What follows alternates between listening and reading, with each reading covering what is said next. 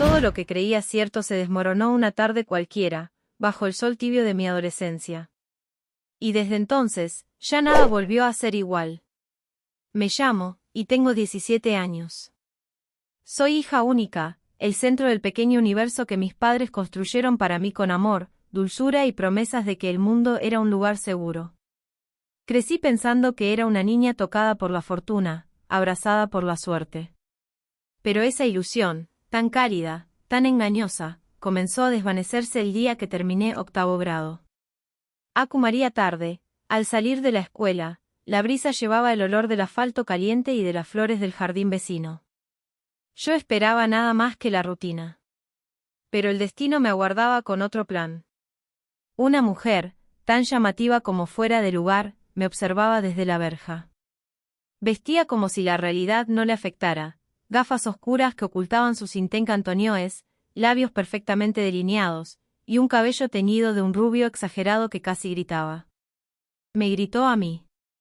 «Tú debes ser María», exclamó con una voz vibrante que cortó el murmullo de los estudiantes a mi alrededor. Me quedé inmóvil. El eco de una vieja lección de primero de primaria resonó en mi cabeza como una alarma: «No vayas, no te subas, grita y corre». Nuestro maestro nos lo había dicho con tanta seriedad que aún podía ver su rostro. Esa era la primera advertencia del mundo real. ¿Te asusté? Ay, perdona. Tranquila. Soy amiga de tu papá, añadió, sonriendo con una especie de complicidad artificial que no logró calmarme. No le creí. Había algo en su voz, en su postura, en su entusiasmo que no encajaba. Era como una actriz demasiado ensayada para un papel que no le pertenecía. Sacó de su bolso, tan ostentoso como su presencia, un teléfono de carcasa chillona. Alzó la pantalla hacia mí. Y entonces, el tiempo se detuvo. Era una foto mía. Mi primera comunión. Yo, con mis padres, sonriendo con esa inocencia que aún no sabía de secretos. La misma foto que yo tenía como fondo de pantalla. ¿Cómo es posible?, murmuré sin voz.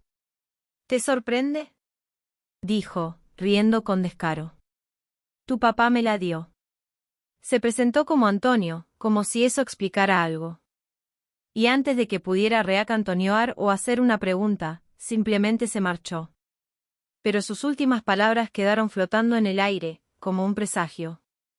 Dile a tu mamá que hable con tu papá.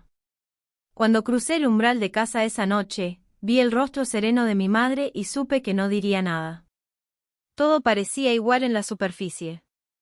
Papá, sonriente y atento, seguía persiguiendo su sueño de ser diseñador de moda, mientras María sostenía el hogar con ternura. Pero dentro de mí, algo se había quebrado, una grieta silenciosa que crecía cada día, una duda que se alojó en mi pecho y no me dejó en paz. Hola, amigos oyentes. No les quitaré mucho tiempo, solo un momento. Necesito mucho el apoyo de cada uno de ustedes. Por favor den me gusta y escriban un comentario con lo que piensan de esta historia y cómo actuarían si estuvieran en el lugar del protagonista. Si lo desean, también pueden compartir la historia con un amigo y les pido que se suscriban al canal. Gracias por escuchar. El tiempo pasó, disfrazado de normalidad. Yo avanzaba en la escuela, sonreía en las fotos familiares, seguía el G.U. Antonio. Pero detrás de cada momento cotidiano, algo se agitaba. Y entonces, el destino volvió a golpear. Mamá cayó enferma. Fue como si el mundo empezara a inclinarse lentamente hacia un abismo invisible. Su cuerpo se debilitaba, y en sus ojos se asomaba una aceptación que yo no estaba lista para comprender. No te miento. No estaré aquí por mucho tiempo, me dijo un día, con una sonrisa suave, tan serena que dolía más que cualquier grito. Intenté olvidar a Antonio, fingir que nada había pasado, que todo era una pesadilla sin sentido. Pero el pasado no se entierra tan fácil, y el futuro se estaba volviendo incierto. Una tarde, mamá me llamó a su lado. Su voz era baja, como si el viento se la llevara. Hay algo que necesito decirte, comenzó, con los ojos fijos en un punto que yo no alcanzaba a ver. Cuando yo ya no esté, puede que las cosas no sean fáciles para ti. Tomó mi mano con la suya, cada vez más frágil, y continuó. Haré todo lo que esté a mi alcance para dejarte preparada. Necesito que aprendas a valerte por ti misma. A sobrevivir, aunque estés sola. Sentí un nudo en la garganta. Pero no lloré. No frente a María. Lo más inquietante fue lo que no dijo. Parecía evitar cuidadosamente cualquier referencia a que mi papá pudiera ser mi refugio cuando María se fuera. Como si supiera que yo ya intuía algo. Algo que María no quería, o no podía, decir en voz alta. Quizás enfrentes cosas difíciles, cosas que no vas a querer aceptar. Pero espero que comprendas que todo lo hago por tu bien, me dijo, mirándome con una intensidad que helaba. Yo solo pude responder. Sí, mamá. Lo entiendo. La abracé, y en ese abrazo intenté quedarme para siempre. Pero el tiempo no se detiene por amor. Desde ese día, ya nada volvió a ser igual. María fue apagándose como una vela en una habitación sin ventanas. Cada visita al hospital era más larga, cada regreso más improbable. Finalmente, ya no regresó. Y aunque papá se esforzaba en aparentar fortaleza, su actitud era la de un actor que ha memorizado su papel pero ha olvidado el sentido de la obra. Hice sopa. ¿Te gusta? Me preguntaba. Sí, está rica. Pero extraño la comida de mamá, respondía, sabiendo que los dos estábamos fingiendo. Manteníamos viva una representación para que mamá pudiera irse en paz. Nadie hablaba del dolor, nadie confrontaba la verdad. Solo interpretábamos nuestros papeles con la esperanza de que el telón cayera sin sobresaltos. Y entonces, llegó el final. En mi tercer año de secundaria, mamá falleció. Papá lloró. Se cubrió el rostro con las manos, gimió, recibió abrazos y palabras de consuelo. Desde fuera, era el retrato del esposo devastado. Pero yo, que conocía sus gestos y sus silencios, vi algo más. Una ausencia. Una sombra. Y mientras los asistentes del funeral lloraban por el esposo desconsolado y por la hija huérfana, yo me preguntaba cuántos de nosotros sabíamos realmente qué era lo que habíamos perdido. Después del funeral, el mundo parecía girar como si nada hubiera pasado. La gente venía, lloraba, dejaba flores, y luego se iban, como si el duelo fuera solo una estación más del año. Sé fuerte por tu papá, me decían una y otra vez, como si esas palabras pudieran sostenerme. Pero mamá y yo habíamos esemerado un pacto silencioso, yo debía ser fuerte, sí, pero para mí misma.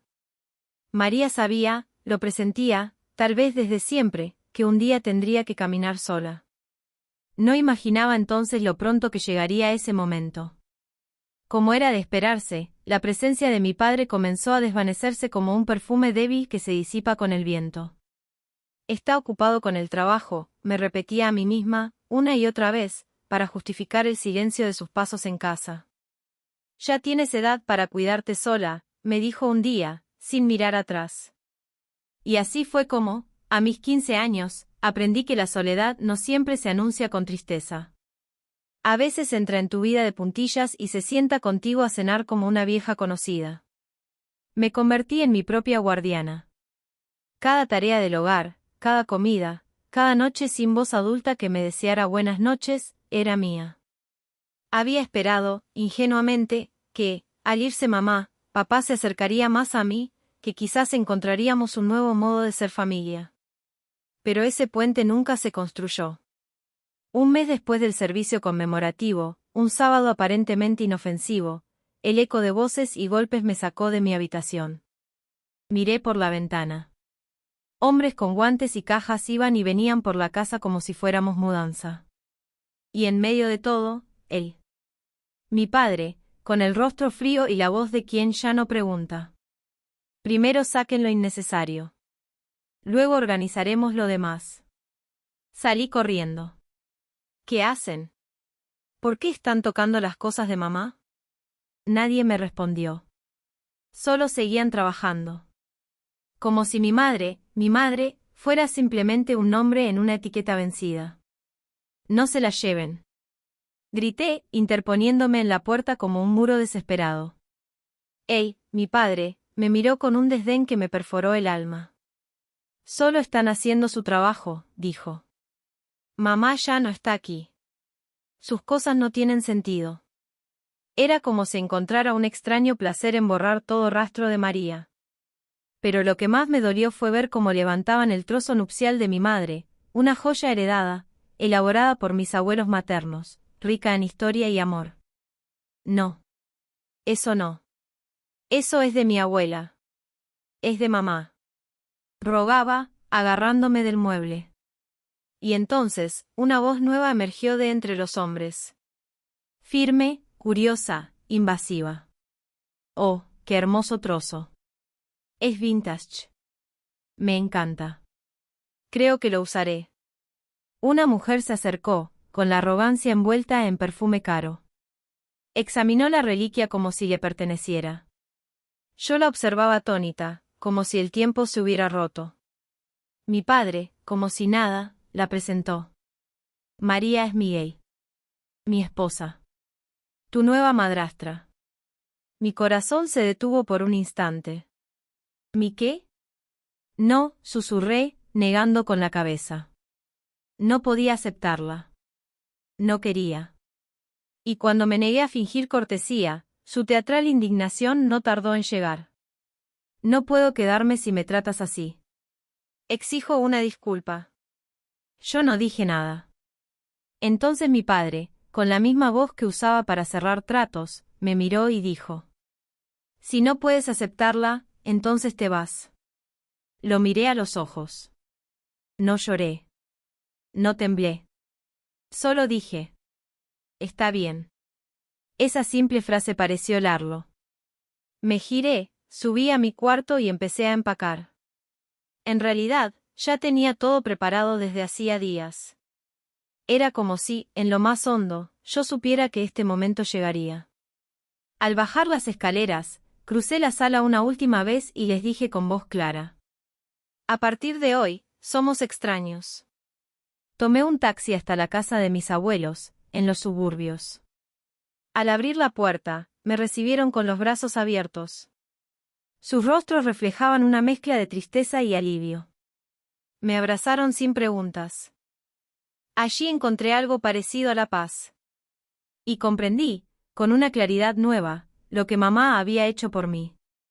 Sus lecantonías prácticas, su insistencia en que aprendiera a cocinar, lavar, planificar, no eran simples deberes domésticos.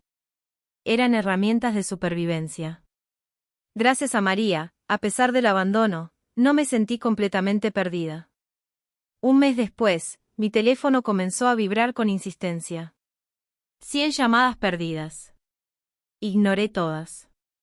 Intuía que la urgencia no venía del amor, sino de la necesidad. Por fin, una noche, después de un baño cálido y justo antes de dormir, decidí responder. Hola, María. ¿Por qué no contestaste antes? ¿Tienes idea de cuántas veces llamé? Era él. Su voz, irritada y arrogante, me traspasó como un dardo helado. No respondí. María, ¿me escuchas? ¿Por qué estás callada? Y entonces, cambió. María, soy tu papá. No has olvidado mi voz, ¿verdad? Ojalá pudiera, pensé. Y aún así, seguí callada. Ayúdame. Estoy en problemas. No me dejarías solo, ¿verdad? La súplica disfrazada de afecto me revolvió el estómago. Finalmente, respondí con la misma frialdad que un día él me ofreció. No tengo padre. Silencio. Soy yo, tu papá. Por favor. Piensa en tu familia. Te equivocaste de número. Verifica antes de volver a llamar. Y colgué. Apagué el teléfono. Lo dejé sobre la mesa, como quien cierra una puerta que jamás volverá a abrir. Por primera vez en mucho tiempo, me sentí libre. A la mañana siguiente, la calma que había logrado construir en casa de mis abuelos fue violentamente interrumpida. El timbre sonó con una urgencia beligerante. Al abrirse la puerta, la tormenta entró sin pedir permiso. Mi padre y su nueva pareja, Antonio, estaban allí. No como invitados, sino como una embestida. «Déjenos ver a María», gritó mi padre, con ojos enrojecidos por la rabia. «Seguro la han envenenado contra nosotros. Mándenla a casa de inmediato». Antonio, a su lado, cruzada de brazos, fruncía el ceño como si María fuera la víctima. Sus palabras eran veneno recubierto de dulzura forzada. Pero lo que ellos ignoraban era que mamá, previsora incluso en sus últimos alientos, ya había dejado todo en orden. Antes de morir, mamá había transferido legalmente todos sus bienes a mi nombre, la casa familiar, las poses antonioes importantes, las cuentas. Lo hizo con meticulosidad quirúrgica, sabiendo que no tendría una segunda oportunidad. La casa, regalo de bodas de mis abuelos, ya no le pertenecía a él. Nunca más. Papá no lo sabía. Creía que aún era dueño del reino que ayudó a desmoronar. Esa misma semana, con el asesoramiento de mi tutor y abogado, emitimos una orden de desalojo. El documento era claro, tenía un mes para abandonar la propiedad. Todo lo que había en María había sido documentado, inventariado. Si dañaba algo, pagaría por ello. 10 días después, como era de esperarse, papá contraatacó. Presentó un testamento supuestamente escrito por mamá. En él, todos los bienes eran legados a él. Pero aquel documento tenía fecha antigua. Fue redactado poco después de que María recibiera su diagnóstico. Desde entonces, muchas cosas habían cambiado. Nosotros teníamos el testamento más reciente, fechado con precisión, el día antes de su muerte. Allí, mamá dejaba claro que todo me pertenecía. Que mi tutela sería asumida por mis abuelos. Que papá no debía tener ninguna autoridad sobre mí.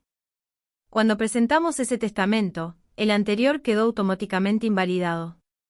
Su intento de impugnarlo fue débil, desesperado.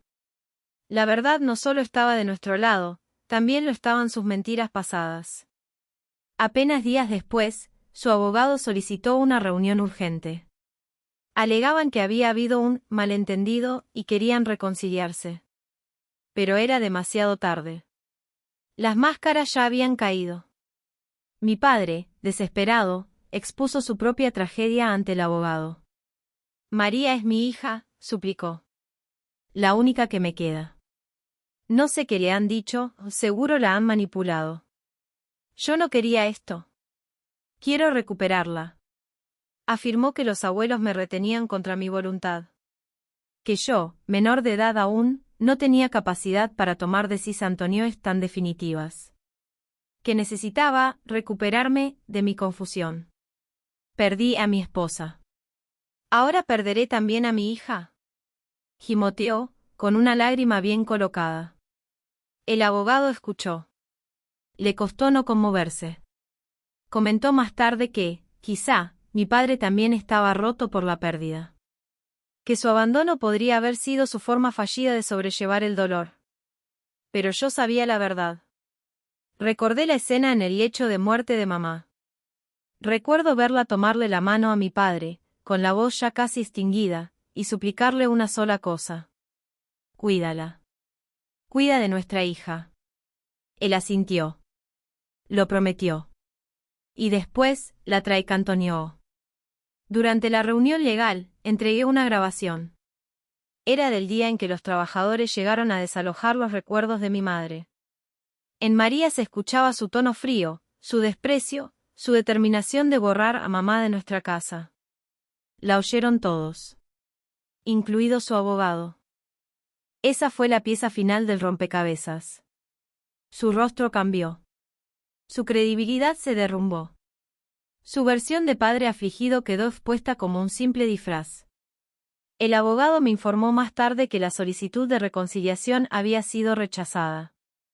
No solo eso, se preparaban cargos por incumplimiento de contrato y fraude familiar, al haber ocultado información durante los trámites de herencia. Y fue entonces cuando la historia de mis padres, la verdadera, salió a la luz. Mi madre, una joven idealista y talentosa, se había enamorado de un diseñador de modas de teatro. Mi padre. Él era encantador, soñador, mayor que María, lleno de palabras bonitas y promesas con costuras flojas. Mis abuelos, especialmente mi abuelo, un magnate inflexible, nunca aprobaron su unión. Aceptaron el matrimonio solo si mamá conservaba su apellido y cierto control sobre los bienes. Pero mamá se entregó por amor. Abandonó el escenario, dejó atrás la actuación, y se unió al mundo empresarial familiar para demostrar su valía y por él. Sin embargo, con el tiempo, su amor comenzó a marchitarse.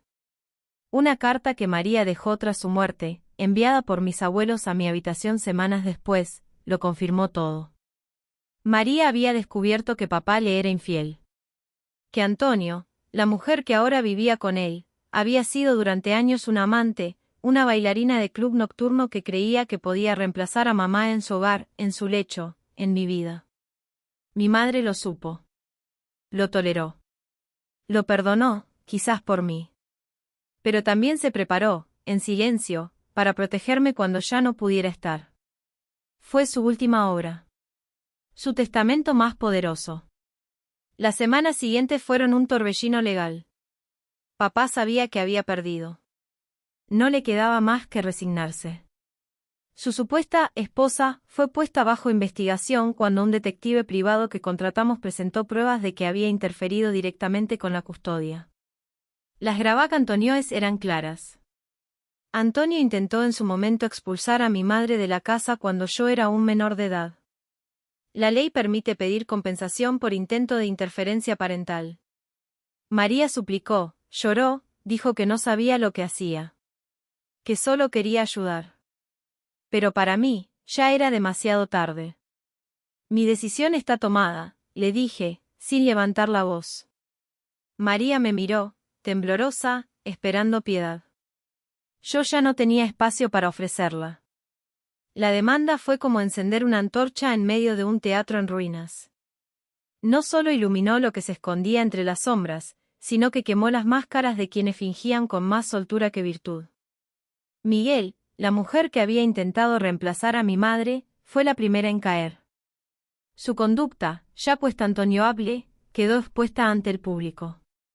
El club nocturno donde trabajaba, un lugar conocido por su imagen elegante, donde la reputación era el bien más valioso, no tardó en deslindarse de María. Las pruebas del caso y los testimonios del investigador fueron demasiado elocuentes. Le pidieron que renunciara, aunque todos sabíamos que eso era solo una forma más cortés de echarla. Humillada, furiosa y sin rumbo, Miguel intentó lanzarme una amenaza desesperada, una demanda por difamación. Pero ya no me afectaba. Su rugido me sonaba a ladrido de perro asustado. Nunca presentó la demanda. Sabía que perdería. Y yo no tenía tiempo para batallas inútiles. Con su reputación hecha trizas, sus oportunidades laborales se fumaron como humo entre los dedos. Mientras tanto, el imperio ilusorio de mi padre se derrumbaba ladrillo por ladrillo. Durante años había vivido del aura que le daba estar casado con la hija de un magnate. En el mundo del diseño, donde todo es apariencia, había aprendido a sobrevivir fingiendo que sabía más de lo que realmente comprendía. Mi abuelo lo había tolerado, por amor a mi madre, por el bien de las apariencias, pero jamás confió del todo en él. El escándalo lo arrastró a la superficie como un cadáver que flota. Ahora todos podían ver lo que siempre fue, un hombre sin talento verdadero, sostenido solo por conex antonioes que ya no le pertenecían. La noticia de que había sido desalojado por su propia hija no tardó en circular por los pasillos del negocio. Las sonrisas cordiales se volvieron cuchillos. Las oportunidades, puertas cerradas. El respeto, ceniza. Renunció cuando ya no pudo soportar el ambiente envenenado por su propio reflejo. Hoy vive en un departamento pequeño, lejos de la casa que alguna vez llamó suya. A veces, Miguel, desgastada, derrotada, le pide ayuda. Pero su vínculo ya no es más que una cuerda rota, una amistad marcada por el desprecio mutuo y los restos de lo que fue codicia compartida. No tengo intención alguna de ayudarlo. No ahora. No nunca. Cuando Miguel dañó el trozo nupcial de mi madre, la reliquia más valiosa de nuestra herencia familiar, exigí compensación sin temblar. El dinero, me imagino, salió de sus indemniza cantonioes, sus ahorros, o alguna deuda que les pesará por años. Lo que usaron, me es indiferente. Su sufrimiento, si acaso existe, ya no me pertenece. Corté todo lazo. Y cada día que pasa, siento que el aire se vuelve más limpio sin ellos.